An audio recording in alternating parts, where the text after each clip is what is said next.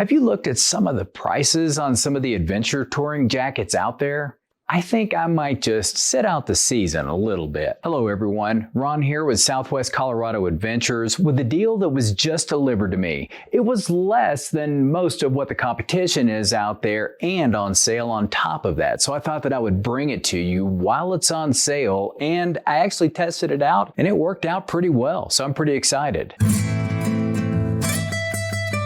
Some may say it's getting chilly outside. I think I'll just call it for the season. I'll winterize my motorcycle and break it out in spring. But wait, I can just get a jacket, right? Sure, you can. In fact, one of my heroes on this platform, Itchy Boots, uses Revit gear. Let's take a look at that stuff. Okay, $549 for a jacket that has basically the specs that I'm looking for to get me through the winter. That's the Sand 4 H2O jacket. How about Clem? Clem is an awesome brand. Let's check them out. Well, their Latitude jacket, which I don't actually see has a removable insulation liner, is $6.99. So I know what you're thinking out there. You're thinking, so you think you have something better? Really? No, I don't. Those other brands are super high quality and are worth the price in my opinion. But if you're like me, you just bought an adventure touring motorcycle. You got geared up with a helmet, with boots, with whatever else it is, gloves, all the stuff that you need to be able to do this,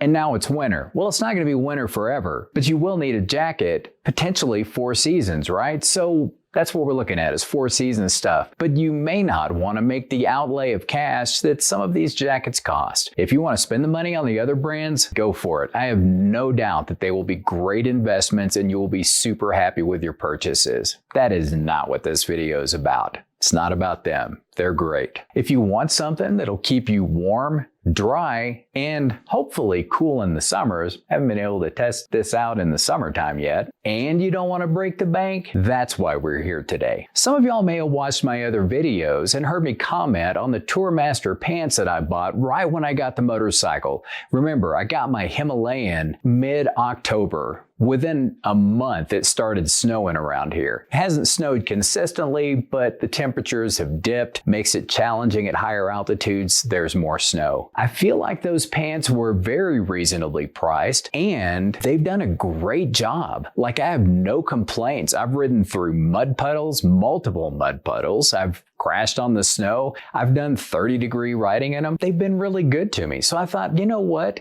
Let's not reinvent the wheel. If that worked for me, let's look at the brand and see what else they have. I haven't reviewed the pants yet. I'm choosing to do the jacket first because right now it's on sale. I don't know if it's a closeout or not, but it's got a lot of really great features and the price is unbeatable right now. And if you want one, you need to act fast. My goal is to encourage people to get out and ride as affordably as possible. We want the kids to still be able to go to college later on as well. So we talked about the prices of the competition. How much does this one actually go for? Well, right now it's running 30% off for around $195, which is cheap. It's cheap. Okay, it's inexpensive. However you want to say it, it doesn't cost as much money as the other ones. It seems to have the features that I was looking for. I'm pretty excited about it. So check it out. I'll put the link down below. You'll be able to check this out. I'm going to put the links to the other jackets as well. All of that's going to be down below. So with that said, this is my first apparel review. If you find value in the videos that I make, please slap a like on it. Consider subscribing. There is a ton more to come. This is it. This is the Tourmaster Men's Multi-Season Adventure Touring Long Cut Armored Riding Jacket. Dang, that's a long name. Amazing. Luckily, it's not embroidered anywhere on here because that would be the whole front and back. So here are the basic features. This is just an overview of what the features are, the bullet points, if you will. After we go through the list, then I'm going to break out each one of these and show you in detail how it actually functions. We've got abrasion resistant 600 denier polyester outer coating with DWR coating, 1000 denier honeycomb, nylon, ripstop, reinforced, shoulders, elbows, and forearms. Ergonomically shaped external TPU shoulder. Aqua barrier under the helmet hood that has 2 patents on it also, by the way. Lightweight RISA breathable zip-out internal waterproof liner, plus a full sleeve thermal zip-out liner. 4-way stretch shoulders and accordion elbow stretch panels. 2 large high-flow zippered mesh panels for airflow that are configurable in multiple different ways on the front. Additional vents include forearm, upper bicep, underarm, and oversized rear exhaust panels. CE Level 2 SafeTech armor in the shoulders and in the elbows. There's a removable EVA form-molded back protector as well. That can be replaced with SafeTech CE2 level armor as well, size large. Reflective accents on the chest, arms, and back. Sliding arm take-up straps for infinite adjustability. Waist belts with hidden stretch panel, again more customization. Exterior storage includes front cargo pockets, zippered hand pockets, and a rear oversized storage pocket with buckles. Internal storage pocket repeated on the shell and both layers. Comfort features include 2-way front zipper, microfiber lined collar and cuffs, snap lock zippered cuffs with mesh gussets, TPU hook and loop cuff adjustment strap, and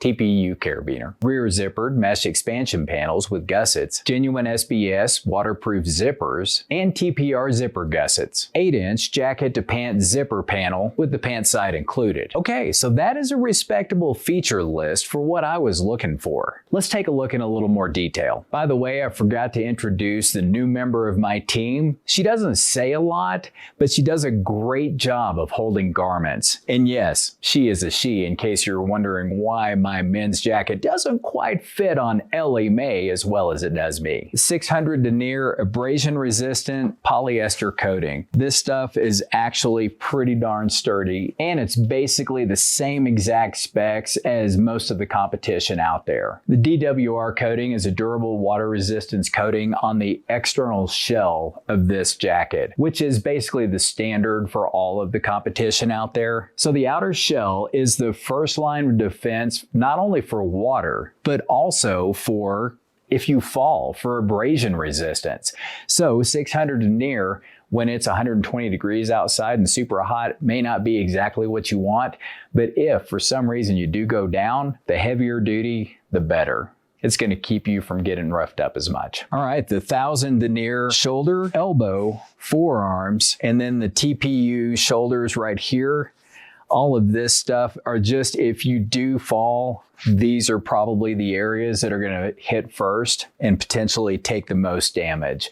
So they're extra heavy duty on those areas to help protect you. Okay, we've got to go inside to find the lightweight RISA liner. So let me open it up. You can see how it's fastened here. There's the collar with the snap. This, by the way, is adjustable. So depending on your neck size, you can have it here in the middle where I've got it, or you can push it all the way to the inside, giving you a little extra clearance, or all the way to the outside to make it even more snug. Open that up. Then you've got the primary zipper, which I'd already talked about, is 2-way. If you're sitting for a long time, you can open this up, get a little extra air, give yourself a little more comfort down there.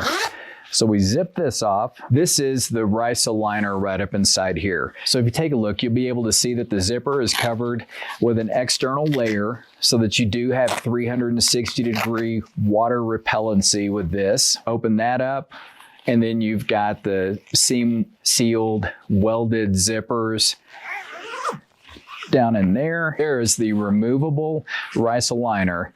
And the cool thing about the way these layers work is the waterproof liner is up against the outside shell. So obviously, if you get hot and want to take the thermal liner out, you can take that out, still maintain the water repellency on the inside. So you may be thinking, that's why that thing is so cheap, because it doesn't have Gore-Tex. Well, I'll be honest with you, that was one of the reasons why I was most concerned about getting this jacket. Once I started doing a little bit more research, and actually part of it was due to me making this video, I found out that RISA performs the same function as Gore-Tex does, as DryStar does, as Sympatex does. Different brands of clothing manufacturers will generally have their own brand product that goes on the inside. Now, they can't advertise Gore-Tex. Gore-Tex is its own name brand for this liner, but most companies do use a form of Gore-Tex-like material on the inside of their jackets. That's standard across the competition as well. And obviously what it does is it lets perspiration out while preventing water from going in and getting up against your skin. As long as you maintain that dry barrier, that's one of the key ways that you can fight being cold when riding a motorcycle or hiking or running,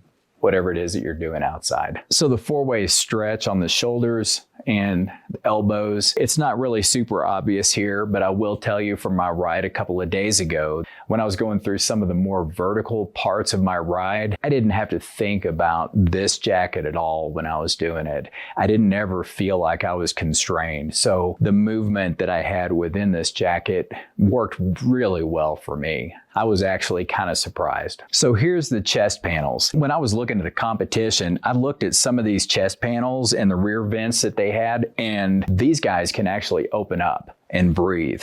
So you can zip that up, unvelcro that. You can use that button right there to button it up, or you can fold it up even further and use the button on the inside to be able to open that up. That's just for the chest. You've also got a vent here on the arm, on the bicep, and then you've got another right here on the underarm, and the underarm has a little snap there to help keep it open as well.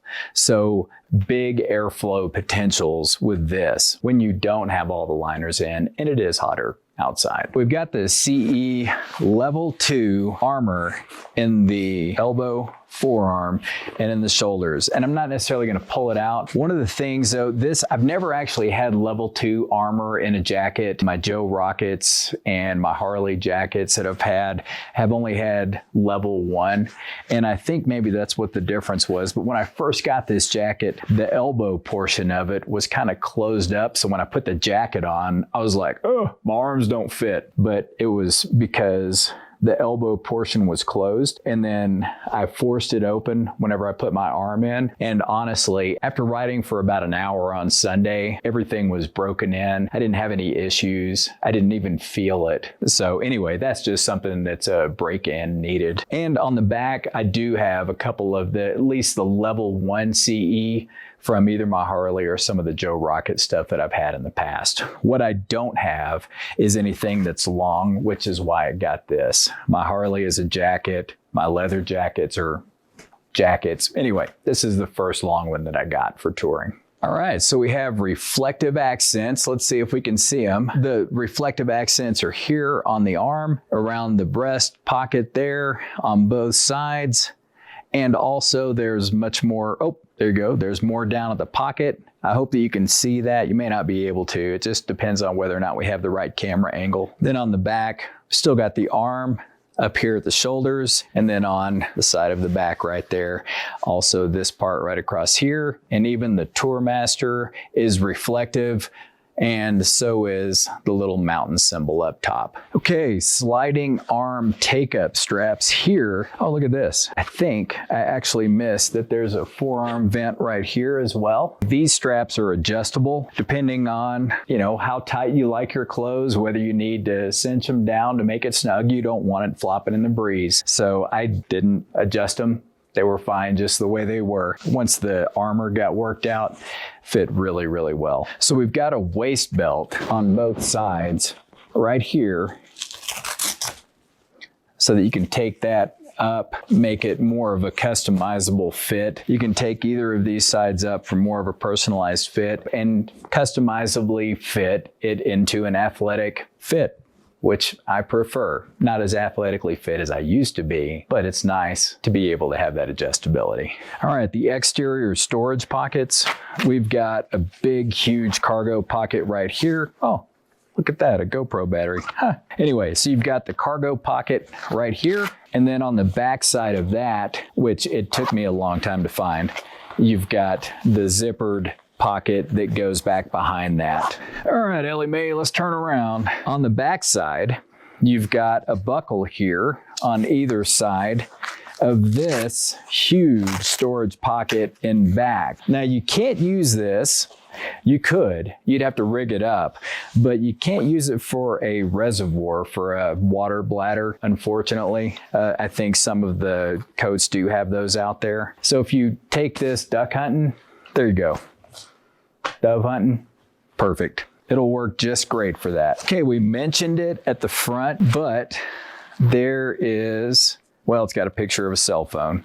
So you've got a pocket right here for your cell phone, but you also have a pocket on the waterproof liner, and you have the same pocket on just the shell. So you've got a pocket regardless of how you have this configured, and multiple if you configure it like it is right now. Okay, so we already talked about the two-way front zipper. We already talked about the belt. So these are some of the comfort features. Now the cuffs have mesh gussets on them. They also have a hook and loop closure over here so that once you get it all cinched up, you can adjust it 100% the way you want it. So these are the SBS zippers that I was talking about here and here with TPU garages. So they stop and you don't rip them off. I kind of like that because that tends to happen to me. My zippers always break where they meet when they're unzipped all the way for some reason. The collar I feel like could be a little bit smaller, but this is where the waterproof liner is. It's a zip-in liner. You can open that up, pull it out there, pull the liner out, goes under the helmet, and then you're good to go. Let's get your hat back on. You look silly with no hat on. We talked about the exhaust ports. Now this is the amazing part back here. This is where we're talking about the breathability of the exhaust back here. All right, so let's take a look and see what we've got. So 1 snap, 2 snaps, 3 snaps right there. Then, bam, that pulls down, that zips down. This, you roll it up and snap it. Well, probably roll it up a little better than I just did. And then snap it on the inside to this snap, and that is an exhaust port if I have ever seen one. That's amazing right there. All right, so the last thing that we've got is the 8-inch pant to jacket zipper, which these will fit with the breeches that I've got because my Joe Rocket jacket didn't fit with my Tourmaster breeches. So I'm kind of thinking now that I've got the same brand, it's gonna work out okay. All right, so the next question is how did this work on the trail? I rode it around for about an hour. I got up to 60 miles per hour on the highway with it. How did it work? Well, if you find value in this video, please slap a like on it, consider subscribing. Lots more where this came from. My opinion on this jacket is I didn't get cold anywhere that had to do with the body portion. My hands were cold because I had some cheesy gloves on that I won't be wearing when it's 35 degrees outside. So it was 35 degrees, by the way. It was chilly. And the sun almost peeked through the clouds when I was there, but it was cloudy the whole time that I was there. It did great. So I was able to fit all of my GoPro gear inside here, except for the cable that I should have gotten. So don't forget, the one thing that was a hanging point for me was it doesn't have Gore-Tex in it. Well, a little bit of research. Do it for yourself. Type in RISSA, R-E-I-S-S-A. There's a couple of different sites out there, but it'll take you to a site that just describes all the different kinds of breathable, waterproof membranes that are out there. RISSA is one, Gore-Tex is another. Gore-Tex is probably the most popular. That was my hang up. But after I did the research, it made me feel a ton better about buying this jacket. So a couple days ago was also my first ride with my new saddlebags that I installed. If you haven't seen that, I'm going to put that review up here as well. They held strong, no issues whatsoever. The straps didn't even come uncinched the way I had them, so worked great. How does the Delcovic exhaust that I just installed a few weeks ago, how did that actually operate in real life out on the trail? It did great on the trail. It sounded great, had a good growl to it, a little tougher than the of the Himalayan, not quite VW sound, but you know what I'm saying, not tough. So I'm going to link my Delcovic install as well. And I think YouTube even has a recommendation for you coming up as well, one that you haven't seen before. Thanks for coming along with me today. I sure appreciate it. Y'all have a great day. Be safe out there.